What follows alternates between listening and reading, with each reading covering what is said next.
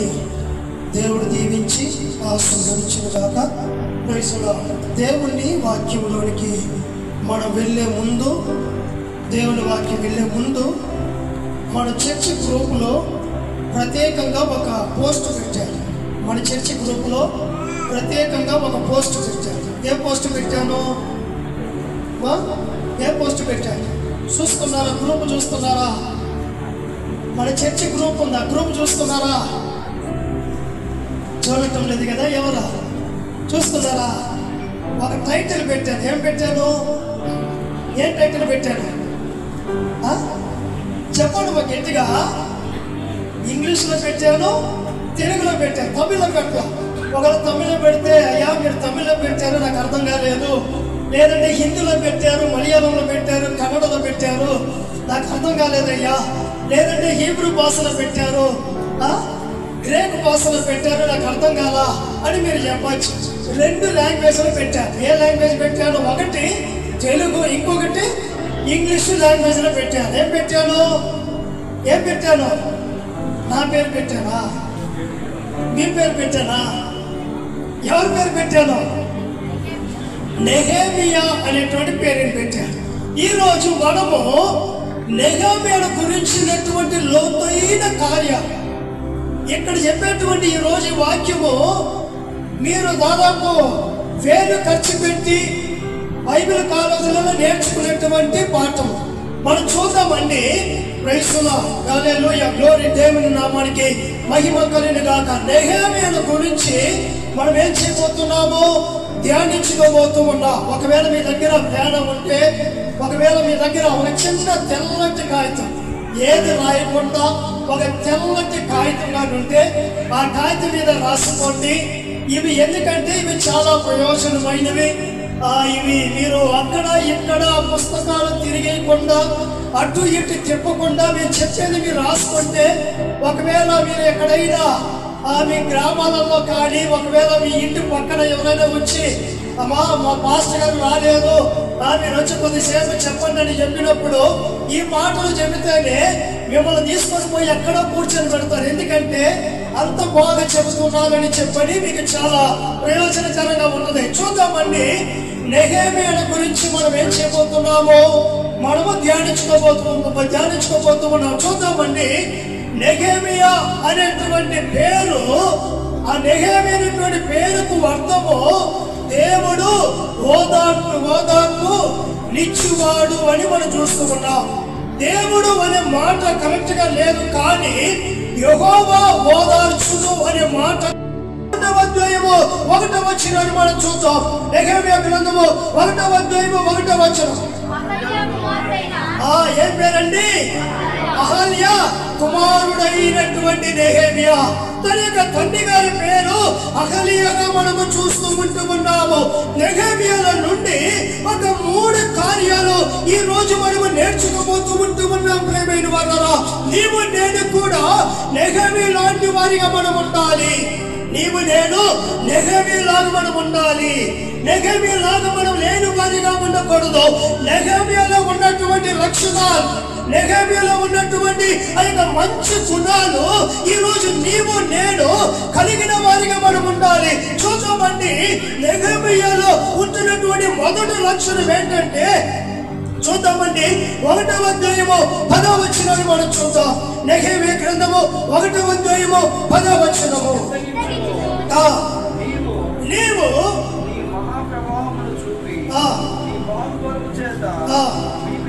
విడిపించిన యెహోవా నీ దాసుడైన నా మొరను నీ నామమును భయభక్తులతో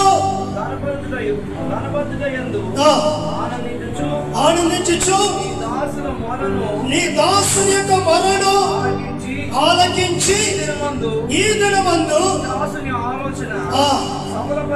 చాలండి. ఇక్కడ నెహెమియా మొదటిగా ఎలాంటి వాడు? ప్రార్థన చేసేటువంటి ఒక వ్యక్తిగా ఉన్నాడు. నెహెమియా అంటేనే మనకి గుర్తుకు రావాల్సింది ప్రార్థన. నెహెమియా గురించి మనం నేర్చుకుంటున్నాం. బైబిల్లో నెహెమియా మనుషులు చూసుకుంటూ ఉన్నాం, కానీ నెహెమీయా వెనకాల వస్తున్నటువంటి నీవు నేను ఎలాంటి వారిగా ఉండాలంటే ప్రార్థించే వారిగా మనము కనబడాలి. ఈ వాక్యం వింటున్న ప్రియ సహోదరి సహోదరుడా, ప్రార్థన అనుభవము నీ వ్యక్తిగత జీవితంలో ఉందే? ప్రార్థన చేస్తున్నావా? నీ ఇంటిలో ప్రార్థన చేస్తున్నావా? సంఘంలో ప్రార్థన చేస్తున్నావా? ప్రార్థన అలవాటు కలిగి ఉన్నావా? ఏది దొరికినా సరే, ఒకవేళ నీకు దేవుడి దగ్గర నుండి ఏదైనా పొందుకోవాలైనా ప్రార్థన ప్రార్థన ప్రార్థన అనేటువంటి మాటని జీవితంలో కలిగి ఉన్నావా? చాలా మందికి పాట అంటే సంతోషం వస్తుంది, ప్రార్థన అంటే బాధ కలగదు కదా. పాట అంటే సంతోషం, పాట అంటే నవ్వు, పాట అంటే ఆనందం వస్తుంది. ఈ రోజు నేను చర్చిలో పాట పాడినా, ఈరోజు చర్చిలో నేను మంచిగా పాట పాడినా, అందరూ మెచ్చుకున్నారు, అందరూ చప్పట్లు కొట్టారు, అందరూ క్లాప్స్ కొట్టారు, చాలా చక్కగా పాడినా, చాలా చక్కగా పాడినా అని ఆనందపడతా ఉంటానే. కానీ ప్రార్థన సమయానికి వచ్చేయాక బాధపడతా ఉంటా. మనకు పాట అంటే ప్రార్థన చాలా ప్రాముఖ్యం. ఈ నెహెమీయా ప్రార్థన చేసే అలవాటు కలిగి ఉన్నాడు. ఈ వాక్యం వింటున్న ప్రియ సహోదరి సహోదరుడా, నీవు నేను నెహెమీయా వలె ప్రార్థన చేసే అలవాటు కలిగి ఉండాలి. నెహెమీయా పడిపోయినటువంటి ప్రాకారములను కట్టుటకు అతడు మొదటిగా ఏం చేస్తున్నాడండి? ప్రార్థనతో ప్రారంభిస్తున్నాడు. దేవుడి దగ్గర ప్రార్థనతో ఆలోచన అడుగుతూ ఉన్నాడు. ప్రభా, ఇదిగో నీ మందిరం యొక్క ప్రాకారములు, ఇదిగో యెరూషలేము యొక్క ప్రాకారములు పడిపోయి ఉన్నాయి, వాటిని కట్టబోతూ ఉన్నాడు. ఏం చెయ్యి? నా ప్రార్థనను ఆలకించి. నువ్వు ఏదైనా పని, ఏదైనా కార్యము ప్రారంభించే ముందు ప్రార్థన చేసుకున్నావా? ఏదైనా పని ప్రారంభించే ముందు, పని స్టార్ట్ చేసిన తర్వాత ప్రార్థన చేసేది గొప్పది కాదు. ఒక పని, ఒక కార్యం, ఒక వ్యాపారము లేక ఏదైనా కార్యాలు ప్రార్థన చేసిన తర్వాత అంటే ప్రారంభించడం మంచిది. కానీ ప్రార్థన లేకుండా ప్రారంభించిన తర్వాత ఎవరో దైవజనులను లేక సంఘ విశ్వాసులను లేక తెలిసినటువంటి సేవకులను తీసుకుని వెళ్ళి, అయ్యా మీరు ప్రార్థన చెయ్యండి, ఇదిగో నేను ప్రారంభించాను, దేవుడు ఆశీర్వదించాలి, దేవుడు దీవించాలి అని ప్రార్థన చేయించుకున్న తర్వాత ఎలాంటి ప్రయోజనములు ఉండవు. ఏం చెయ్యాలండి? ఒక పని ప్రారంభించే ముందు ఒకవేళ నువ్వు ప్రార్థన చేసినా తప్పులేదు, లేదంటే బయట నుండి సేవకులను తీసుకొచ్చి ప్రార్థన చేసినా తప్పులేదు, లేక నువ్వు ఏ మందిరానికి వెళుతున్నావో ఆ సేవకుని తీసుకొచ్చి ప్రార్థన చేసినా తప్పులేదు, లేక విశ్వాసులను తీసుకుని వెళ్ళి ప్రార్థన చేసినా తప్పులేదు. కానీ ఒక కార్యం ప్రారంభించే ముందు నీకేముండాలి? ప్రార్థన ఉండాలి. ఉద్యోగానికి వెళ్ళే ముందు నువ్వేం చెయ్యాలి? ప్రార్థన చేసుకొని పోవాలి. ఉద్యోగానికి వెళ్ళే ముందు ప్రార్థన చేసుకున్నావా?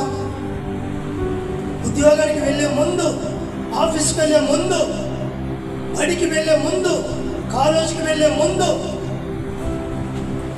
చదువుకున్నటువంటి పిల్లలు, ప్రభా ఈరోజు నేను బడికి వెళ్తున్నాను, మీరు నాకు తోడుగా ఉండి నేను ప్రార్థన చేసుకుని వెళుతున్నారా? కాలేజీకి వెళ్ళి పిల్లలు ప్రార్థన చేసుకుని వెళుతున్నారా? ఉద్యోగం చేసేటువంటి మీరు ప్రార్థన చేసుకుని వెళుతున్నారా? వ్యాపారాలు మొదలుపెట్టిన మీరు ప్రార్థన చేసుకుని వ్యాపారాలు చేస్తున్నారా? మనం ఏం చేయమండి? ప్రార్థన చెయ్యనే ప్రార్థన చేసుకునే దానికి టైం ఉంటే కదా మనకి. 8 గంటలకి స్కూల్ అంటే 7:50కి లెగస్తామా? 8 గంటలకు బడి అంటే ఎన్ని గంటలకు లెగస్తామా? 7:50కి లెగస్తాం. 7:50కి లేచిన వెంటనే టైం చూస్తాం. టైం చూసిన వెంటనే అయ్యో టైం అయిపోయిందని అప్పుడు ఏం చేస్తాము? కొంతమంది బ్రష్ చేస్తుంది కూడా మర్చిపోయి బ్యాగ్ తగ్గించుకొని వెళ్ళిపోయే వాళ్ళు ఉన్నారు. ఏం చెయ్యాలి? చదివే పిల్లలు తెల్లవారుజామునే లెగవాలి. తెల్లవారుజామునే లేచి స్నానం చేసి కొద్దిసేపు చదువుకొని స్నానం చేసి తర్వాత చక్కగా టిఫిన్ చేసి ఆ తర్వాత ప్రార్థన చేసుకొని పనికి వెళ్ళాలా. కానీ చాలా మంది ఏం చేయరు? ఉద్యోగానికి పోయే వాళ్ళైనా సరే, ఉద్యోగానికి పోయే వాళ్ళు ఎన్ని గంటలకు లెగవాలా? తొందరగా లెగవాలి. రాత్రి అంతా సెల్ ఫోన్లు చూసేది, రాత్రి అంతా వ్యవహారాలు మాట్లాడేది, రాత్రి అంతా సినిమాలు చూసేది, రాత్రి అంతా సినిమాలు చూసేది, రాత్రి అంతా సీరియళ్ళు చూసేది, రాత్రి అంతా వారితో వీరితో చలి మాటలు మాట్లాడేది సెల్ ఫోన్లలో, రాత్రి అంతా దయ్యాలు చూసేది, రాత్రి అంతా అయ్యి చూసేది. 2-3 గంటల దాకా నిద్రపోరు అసలు. 2-3 గంటల దాకా నిద్రపోకుండా తర్వాత 4 గంటలకు నిద్ర పట్టదు. 4 గంటలకు నిద్రపోయి 6 గంటలు లెగమంటే 6 గంటలకు ఎక్కడ లెగస్తారా? 7 గంటలకి 8 గంటలకు లేచి పరిగెత్తుకుని వెళ్ళి అక్కడ ఏం చేస్తుంటారు? ఏమమ్మా లేట్ అంటే నిజం చెప్పరు. మరలా అక్కడ నిజం చెప్తారా? ఏ బ్రదర్ లేటు, ఏ సిస్టర్ లేటు, ఎందుకు లేట్ అయింది? లిసన్ టు మీ, జాగ్రత్తగా వినండి. ఎందుకు late? Why are you late? అప్పుడు సార్, మేడం, అయ్యగారండి ఎటు పోతారు మనం? సార్ సార్ సార్ సార్ ఎందుకంటే సారా పీటీ మాస్టర్ గేటు దగ్గర ఉంటా, ఒక బెత్తం పెట్టుకుని ఉంటాం పీటీ మాస్టర్గా. సార్ కానీ, హెడ్ మాస్టర్ కానీ, ప్రిన్సిపల్ కానీ ఏం చేస్తున్నారు? గేటు దగ్గర బెత్తం పెట్టుకుని ఉంటా. ఎందుకు లేట్ అంటే అప్పుడు ఎప్పుడో చచ్చిపోయిన అవ్వని తెచ్చి ముందు పెడతా. ఎప్పుడో చచ్చిపోయి ఉంటాను, అసలు నువ్వు పుట్టే ఉండవు చచ్చిపోయినప్పుడు. సార్ సార్ సార్ మా అమ్మ చచ్చిపోయింది సార్. మేడం ఇప్పుడే మా అత్త చచ్చిపోయింది, ఇప్పుడే మా అమ్మమ్మ చచ్చిపోయింది. అబద్ధ. ఏమమ్మా ఉద్యోగానికి లేటు వచ్చా? సార్ రాత్రి అంతా నా బిడ్డ నిద్రపోనీలా సార్.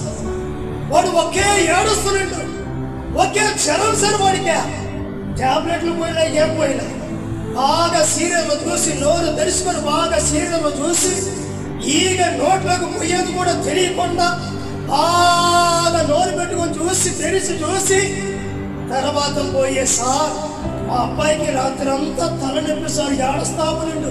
వాడి కమ్మ నా తొలకలు పెట్టుకొని నిద్రపోతున్నాడు. దెయ్యం వచ్చి తొక్కినగా లేవడు వాడు సార్. వాడు నిద్రే పోలేదు సార్. వాడు తొందర చేస్తా ఉన్నాడు సార్. వాడు సార్ ప్రార్థన చేసుకుని పోతున్నావా? ప్రార్థన చేసుకుని పోతేనే సైతానుడు శత్రువులని మీదికి రంపీయడు. కానీ మనం ఏం చేయమో ప్రార్థన చేసుకునే చేస్తాం. ప్రార్థన చెయ్యాలి. ఈ నెహెమియా ఎలాంటి వ్యక్తి అండి? ప్రార్థన చేసే ఒక వ్యక్తి. ఈరోజు నీవు నేను ప్రార్థించేటువంటి వ్యక్తిగా మనం ఉండాలి. రెండవదిగా మనం చూద్దామండి, నెహెమియాలో ఉన్నటువంటి మంచి కార్యాలు మనం చూద్దామండి. 2వ అధ్యాయము 3వ వచనాన్ని మనం చూద్దాం. నెహెమియా గ్రంథము 2వ అధ్యాయము 3వ వచనము. నేను మిగుల భయపడి రాజు చిరంజీవులుగాక ఆ పితరుల సమాధి నుండి పట్టణము పాడైపోయి దాని గుమ్మములను అగ్ని చేత కాల్చబడి ఉండగా నాకు దుఃఖముఖము లేకుండా పోవునా అని రాజుతో అంటే చాలండి. రెండవదిగా నెహెమియాలో ఉన్నటువంటి ఒక మంచి అలవాటు ఏంటంటే దేవుని పట్టణము గురించినటువంటి చింత, దేవుని పట్టణమును గురించినటువంటి బాధ, దేవుని పట్టణము గురించినటువంటి ఆలోచన, దేవుని పట్టణమును గురించినటువంటి మందిరమును గురించినటువంటి ఒక ప్రత్యేకమైన దర్శనము కలిగినటువంటి వ్యక్తిగా నెహెమియా ఉంటూ ఉన్నాడు. ఈరోజు నీవు నేను మందిరము పాడైపోతుంది. మందిరానికి వస్తున్న విశ్వాసులు పాడైపోతున్నారే. మందిరానికి వస్తున్న విశ్వాసులు పాపములో పడిపోతున్నారే. మందిరానికి వస్తున్న విశ్వాసులు కుటుంబాలు క్షీణించబోతున్నాయే అనేటువంటి చింత ఆలోచన నీకుందా? నెహెమియా లాంటి ఆలోచన నీకుందా సిస్టర్, బ్రదర్? నీకుందా? నీ పక్కన చూడు, నీ పక్కన కూర్చోండి సిస్టర్. ఈ రోజు మందిరానికి వచ్చిందా చూసావా? బ్రదర్, నీ పక్కన ఉన్నటువంటి మనిషి ఈ రోజు చర్చకు వచ్చాడో చూసావా? ఎప్పుడైనా వారి చర్చికి రాకపోతే నువ్వు వెళ్ళి ఏంటి సిస్టర్, ఏం సిస్టర్, ఏం బ్రదర్ చర్చికి రాలే ఈ రోజు నా పక్కన కూర్చున్న వ్యక్తివి కదా, నువ్వు ఎందుకు రాలా అని ఎప్పుడైనా వారి గురించి అడిగావా? ఎప్పుడైనా వారి ఇంటికి వెళ్ళి నువ్వు అడిగావా? వారు ఇస్తే ఏమీ రాకపోతే నేను చర్చికి వస్తున్నా, వారు ఇస్తే రాని పోతే పోని, నేను వస్తున్నా, నా కంటి ముందు నా భర్త కనబడుతున్నాడు, నా బిడ్డలు కనబడుతున్నాడు చాలు. నెహెమ్యాకి ఆ యొక్క యెరూషలేము గోడలు పడిపోతే అవసరములే, అతడు పట్టించుకోపోయినా ఏమీ లే. కానీ ఏం చేస్తున్నాడు? చింతపడుతా ఉన్నాడు. అయ్యో, యెరూషలేము యొక్క ప్రాకారములు, మందిరం యొక్క గోడలు కూలిపోయి ఉన్నాయే. ఎవరైనా చర్చిలో బిడ్డలు ఫెయిల్ అయిపోతే చింతిస్తున్నావా? యవనస్తులు ఏదైనా పాపం చేస్తుంటే వాళ్ళు చూసి చింతిస్తున్నావా, నవ్వుతున్నావా? ఒకవేళ ఎవరైనా పాపములో పడిపోతే నువ్వు చింతించకుండా నవ్వుతూ ఉన్నావంటే నెహెమ్యా ఆత్మ నీలో లేదు, నెహెమ్యా అభిషేకం నీలో లేదు. నువ్వేం చెయ్యాలండి? ఇతరుల కొరకు చింతించే వ్యక్తి కలిగి ఉండాలా. నీ పక్కన ఉన్నటువంటి బ్రదరు చర్చికి రాలేదా? మరుసటి రోజు ఫోన్ చేయి, అయ్యా ఎందుకు ఈ రోజు చర్చికి రాలా? మందిరము గురించి చింత నీకుందా? మందిరం గురించి ఆలోచన నీకుందా? మందిరము వర్షం వచ్చినప్పుడు అక్కడక్కడ నీళ్లు కారుతూ ఉన్నాయి. అయ్యా, మందిరంలో నీళ్లు కారుతూ ఉంది, ఒకవేళ పైన సిమెంట్ వేద్దా, లేదంటే పైన పట్టేద్దా, లేకపోతే ఏదో ఒకటి చేద్దామని ఆలోచన చెప్పే తలపు నీకు వస్తుందా? నీ ఇల్లులు బాగున్నా, మీరు మిద్దె కట్టిన ఇంట్లలో ఉన్నారు, మీరు రాజులు ఉన్నటువంటి భవనాలలో ఉంటూ ఉన్నారు. మందిరము గురించి మీరు ఎందుకు ఆలోచన చేస్తారు? మందిరము గురించిన చింత మీకు ఎందుకు వస్తుంది? అయ్యా, మందిరము కారుతా ఉంది కదా, నేను ఏదో ఒకటి చేస్తానయ్యా, నేను ఏదో ఒకటి చేస్తా అన్నటువంటి తలంపు మనకు రావటం లేదు. అయ్యా, మందిరములో భోజనాలు వండుతున్నారు కదా, మందిరంలో భోజనాలు పెడుతున్నారు కదా, ఎవరు ఏ పని చేస్తున్నారు? మ్యాట్లు ఎవరు వేస్తున్నారు? మ్యాట్లు ఎవరు తీస్తున్నారు? ఎవరు ఏ పనులు చేస్తున్నారయ్యా? ఒకవేళ ఎవరు చేయకపోయినా నేను వస్తా. మందిరము గురించిన చింత నీకుందా బ్రదర్, సిస్టర్? మందిరం గురించిన చింత, మందిరం గురించిన ఆలోచన నీకుందా? 10:30కి ఆరాధన అంటే చేతులు ఊపుకుంటూ 11 గంటలకు వస్తాం. 12:30కి ఆరాధన అయిపోయే లోపల టైం చూస్తా ఉంటా. నువ్వు టైం చూడాల్సిన పనిలే. 1కి 2 క్లాక్లు పెట్టున్నాయి, కావాలంటే ఇదిగో ఎలకలు కూడా పెడతావు, బలిపెట్టం కాదు. టైం అంటే టైం అంది. నువ్వు టైం చూడాల్సిన పనిలే. నువ్వు ఎన్ని గంటలకు అయిపిస్తారు, ఎన్ని గంటలకు ముగిస్తారు, ఎన్ని గంటలకు ప్రారంభిస్తారు అని నువ్వు టైం చూడాల్సిన పనిలే. ఆ భయం నాకు లేదు, ఎందుకంటే ఎవరు కాబట్టి ఆ భయం.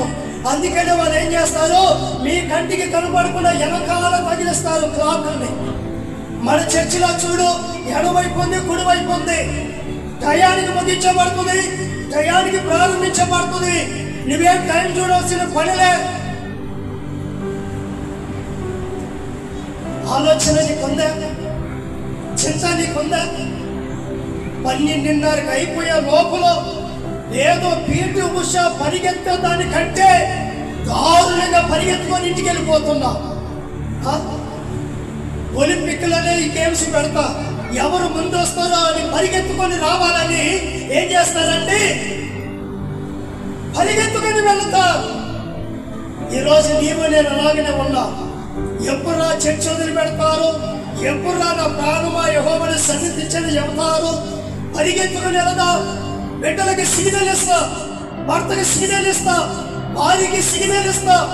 మా ఇదిగో అయిపోవస్తుంది రాష్ట్ర ప్రార్థన, జాగ్రత్తగా బైబిల్ చేతులు పట్టుకొని రెడీగా. ఇదిగో రాష్ట్ర ప్రార్థన చేయబోతున్నాడు, బైబిల్ పాఠ పుస్తకము అన్నింటినీ రెడీగా పెట్టుకో, పారిపోదాం. 10 నిమిషాలుంటే ఏమైపోద్ది? నువ్వు ఇక్కడ ఉండటం ద్వారా దేశాలు ఎక్కడ మునిగిపోతున్నాయా? ఏమైనా దేశాలు ఆపాలని నువ్వు చూస్తున్నావు? వెళ్ళా ఉక్రెయిన్కి రష్యాకి సంవత్సరాలు గొడవ జరుగుతున్నాయి. పోయి అది ఆపు చాలు, అది ఆపు చాలు, పోయి నువ్వు పోయి చేసేది ఏముండదు. ఒకటి నువ్వు నచ్చిన వంట తినేదానికి పోతుండవు, లేదంటే టీవీ చూసేదానికి పోతుండవు. ఇప్పుడు మళ్ళా ఏదో ఇండియా పాకిస్తాన్ ఈరోజు మ్యాచ్ అనుకుంటా. ఆ పిచ్చి కొట్టిన వాళ్ళు చాలా మంది ఉన్నారు దేశం. పాకిస్తాన్ ఇండియా అంటేనే ప్రాణం పోయే వాళ్ళు ఉన్నారు చాలా మంది. మన దేవుడి కోసం ప్రాణం వదిలిపెట్టారు. వాళ్ళు గెలిస్తే ఏమి, ఓడిపోతే నీకేమైనా అమ్మా. వాళ్ళు ఓడిపోతే ఏమి, గెలిస్తే నీకేమే. నేను ఒకప్పుడు పిచ్చి పెట్టినోడిని, మ్యాచ్ అంటే పిచ్చి. ఆ సూపర్ నాయక హీరో ఎవరు తెలిసినా సూపర్ స్టార్ రజనీ గారు. వారుగా ఈ తెగరాస్తుంటాను తల, ఇంటికి వారుగా ఈ తెగరాస్తుంటాను ఎట్ట. అందుకే ఏం లేకుండా పోయి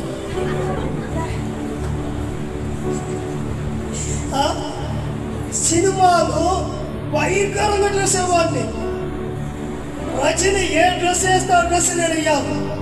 ఒకరోజు రజనీ ఏదో ఒక డ్రెస్ వేసింది, ఏదో ఒక సినిమా ప్యాంటు ఎంత లూజ్గా ఉంటుంది ప్యాంటు. నేను కూడా అలాగే లూజ్ వేసుకొని పోతున్నా. ఆ రోడ్లో కూడా కుక్కలన్నీ నన్ను తవ్వుతూనే ఉన్నాయి. ఆ కుక్కలన్నీ నా మీద కన్ను అయిపోయింది. ఆ కుక్కకి ఎప్పుడు చూడ ఇవాళ మూగులు ఆడుతున్న డ్రెస్ పోతుంటే మూగులు ఇద్దరు పోవచ్చిన ప్యాంట్ లోపల, ఒకరు కాదు ఇద్దరు దూరం వచ్చిన ప్యాంట్ లోపలకి. అన్ని వదిలేసుకొని యేసయ్యా కావాలని నెహెమియా చింతపడ్డాడు. ఈరోజు చింత నీకుందా? ఈరోజు బాధ నీకుందా? జాగ్రత్తగా విను సహోదరుడా. ఏదో నీవు నమ్మటానికి చెప్పటం లేదు, ఒకవేళ నీవు నవ్వేదానికి చెబుతుందా ఆలోచన చేయాల్సినటువంటి వాక్యం ఇది. చింత నీకుందా? మందిరముల గురించిన చింత, మందిరముల గురించిన ఆలోచన. అయ్యో నా మందిరం మీదకి ఇలా ఉంది, అయ్యా నా మందిరం కోసం ఏదో ఒకటి నేను చేస్తా, నేను ప్రార్థన చేస్తానయ్యా వచ్చే. ఇదిగో పెనియల ప్రార్థన గోపురం తెరిచి ఉంది కదా, ఎవరి దగ్గర తాళం ఉంటే నేను వస్తానయ్యా. దేవుని రాకడ చాలా సమీపముగా ఉంది. దేవుని రాకడలో ఏం జరుగుతా తెలిసినా దేవుని మీద ఉన్న ప్రేమ తగ్గిపోతుంట. ఉండేటువంటి రోజులలో దేవుని మీద ఉన్న భక్తి తగ్గిపోతుంట. ఉండే రోజులలో బాప్తిసము తీసుకొని విశ్వాసులుగా ఉన్న వారు విశ్వాసులుగా మారిపోయేటువంటి రోజులు దగ్గర పడుతున్నాయి. సమీపంలో ఒక పేపర్లో చూశాను, ఒక గ్రామంలో హిందువులుగా ఉండి క్రైస్తవులుగా మారారు. దాదాపు ఒక 21 మంది సహోదరులు హిందువులుగా ఉండి క్రైస్తవులుగా మారితే అది ఏమైందో తెలియలే. మరలా ఆ 21 మంది మరలా హిందువులకే మారారు. చూసారా? ఎందువలన తెలియదు. అలాంటి రోజులు దగ్గర పడుతున్నాయి. ప్రేమ చల్లారిపోతే దేవుని మీద ఉన్న భక్తి, దేవుని మీద ఉన్న వైరాగ్యము, దేవుని మీద ఉన్నటువంటి ఆ యొక్క ప్రేమ ఐక్యత తగ్గిపోతే దేవుని రాకడలో ఎలా ఉంటుందంట, ముందు కూర్చున్న వాళ్ళు వెనకాల కూర్చుంటారంట. దేవుని రాకడ వెనకాల కూర్చున్న వాళ్ళు ముందు కూర్చుంటారంట దేవుని రాకడ. అందుకనే దేవుని వాక్యం చెప్పబడుతుంది, మొదటి వారు కడపటి వారు అవుతారు, కడపటి వారు మొదటి వారు అవుతారని దేవుని వాక్యం చెప్పబడతారు. అది అబద్ధము కాదు, దేవుని వాక్యం అది నిజము, అవి జరిగేవి. ఈరోజు ఒకవేళ ముందు కూర్చుంటున్న నీవు వెనకాల కూర్చుంటున్నావంటే అది దేవుని రాకడకు సాదృశ్యముగా ఉంటుంది. మూడవదిగా మనం చూద్దామండి. మూడవదిగా నెహెమియాలో ఉంటున్న మంచి లక్షణము 2వ అధ్యాయము 17వ వచనాన్ని మనం చూద్దాం. 2వ అధ్యాయము 17వ వచనం. మనకి కలిగిన శ్రమ నీకు తెలిసి ఉన్నది. యెరూషలేము ఎట్లు పాడైపోయానో చేత ఎట్లు కాల్చబడినో మీరు చూసి ఉన్నారు. మనకు ఇక మీదట నింద రాకుండా యెరూషలేము యొక్క ప్రాకారం మరలా కట్టడము రండి. చాలు. మూడవదిగా నెహెమ్యాలో ఉంటున్న మంచి అలవాటు ఏంటి తెలిసిన? దేవుని పని కొరకు ఇతరులను ఏం చేశాడు? ఉత్సాహపరిచాడు, ఉత్సాహించాడు. దానిని ఇంగ్లీషులో ఏం చేశాడంటే ఎంకరేజ్ చేశాడు. రండి, దేవుని మందిరము, దేవుని ప్రాకారములు పడిపోయున్నాయి, రండి అని ఏం చేశాడంటే ఎంకరేజ్ చేశాడు, ఉత్సాహపరిచాడు. ఈరోజు నీవు నేను ఇతరులను ఎంకరేజ్ చేస్తున్నామా? Dear brother and sister, listen to me. జాగ్రత్తగా వినండి. ఇతరులను నువ్వు ఎంకరేజ్ చేస్తున్నావా? సిస్టర్, నువ్వు ప్రార్థన చేయలేదా? ప్రార్థన నేర్చుకో, ప్రార్థన చేయి. పాట పాడలేదా? పాట పాడు. మందిరానికి వెళ్దాము రా, మందిరముకి పోదాము రా, ఈరోజు పొలాన్ని ఇంటిలో పోతాము రా. ఎవరినైనా నీవు ఎంకరేజ్ చేసావా? ఎవరినైనా చర్చికి పోదాము రా అని పిలిచావా? ఈ నెహెమ్యా మందిరము ప్రాకారములో పడిపోతే ఏం చేస్తున్నాడు? వారిని వీరిని పిలుస్తూ ఉన్నాడు, రండి, ఇదిగో మందిరం యొక్క ప్రాకారములో పడిపోయి ఉన్నాయి, మనం కడదాము రండి అని పిలుస్తూ ఉన్నాడు. ఈరోజు నీవు నేను ఇతరులను ఎంకరేజ్ చేస్తున్నావా? పని చేసే వాళ్ళని ఎంకరేజ్ చేస్తున్నావా? పని చేసే వాళ్ళని అణగదొక్కుతున్నావా? నీవు చేసేది లేదు, పని చేసే వారిని కూడా చెడుపుతున్నావే. చర్చికి నీవు రాలేదు, వచ్చే వారిని అడ్డుకుంటున్నావే. నువ్వు చర్చికి వెళ్ళొద్దు. నేను పోలేదు బ్రదర్ ఈరోజు చర్చికే, నీవు కూడా వెళ్ళొద్దు. సిస్టర్, ఈ రోజు నేను చర్చికి పోలా, నీవు కూడా పోవద్దు. ఆ చర్చిని నేనే కాదు చెప్పించింది, ఆ చర్చికి నేనే పోలా, నువ్వెందుకు పోతున్నావు? నువ్వు పోవద్దు. వేరే ఒక చర్చ్ ఉంది, ఆ చర్చిని చూపిస్తా, నేను అక్కడికి పోతా, ఆ తర్వాత నేను తీసుకొని పోతా అని. ఒకవేళ అలాంటి ఎంకరేజ్లో నీకు అవసరం లేదు, అలాంటి అవసరమైన ఎంకరేజ్లలో పడిపోవద్దు. నువ్వు ఏ మందిరానికి వస్తున్నావో చనిపోయేంత వరదాకే ఆ మందిరమనే నమ్ముకొని ఉండు, చచ్చిపోయేదాకి ఆ మందిరమనే కనిపెట్టుకొని ఉండు. నీ పక్కన ఉన్నటువంటి వారిని నువ్వు ఎంకరేజ్ చేస్తున్నావా? సిస్టర్, బ్రదర్, నీ పక్కన ఉన్న వాళ్ళని ఎంకరేజ్ చేస్తున్నావా? లేదు మనకి కదా. మన పాటికి మనం వస్తాము, కూర్చోటము, పక్కన వాళ్ళకి ప్రైజ్ పెట్టేది కూడా కష్టమైపోయింది. ఇప్పుడు పక్కన వాళ్ళకి స్తోత్రం చెప్పేది కూడా కరువైపోయింది. ఇప్పుడు ఎవరో ముక్కు ముఖం తెలియని వాళ్ళకి ప్రైజ్ రాని చెప్పద్దు. నీ పక్కన చర్చికి, ఒకే చర్చికి వచ్చే వాళ్ళకి స్తోత్రం చెప్పచ్చు. వేరే చర్చికి వీళ్ళకి స్తోత్రం చెప్పదు, తలదించుకొని పో. మన చర్చికి వచ్చేటువంటి వాళ్ళకి నువ్వేం చేయాలి? స్తోత్రాలు చెప్పు. మన చర్చిలో వచ్చే వాళ్ళకి స్తోత్రాలు చెప్పాలి. ఎవరో ముక్కు ముఖం తెలియని వారికి పరిశ్రోడు బ్రదర్, పరిశ్రోడు సిస్టర్, వందనాలు సిస్టర్, బాగున్నారా అని విచారిస్తా. నెహెమ్యా ఎంకరేజ్ చేసేటువంటి మనిషిగా ఉన్నాడు.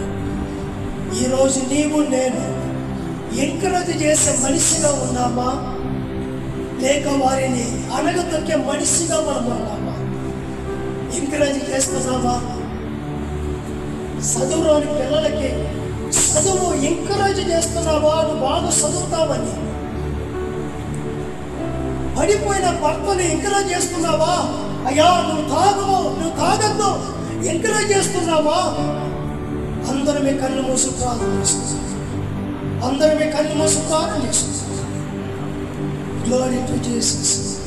ప్రియ సహోదరి సహోదరుడు, ఈరోజు దేవుడు నీతో మాట్లాడుతున్నాడు. దేవుని శబ్దము మన చెవులలో వినిపించుకున్నది. నెహెమ్యాని మనం చూసుకున్నాం. నెహెమ్యా అనేటువంటి మాటకు అర్థము దేవుడు ఓదార్పునిచ్చేవాడు, ఓదార్పునిస్తాడు. నెగేమియా అనేటువంటి మాట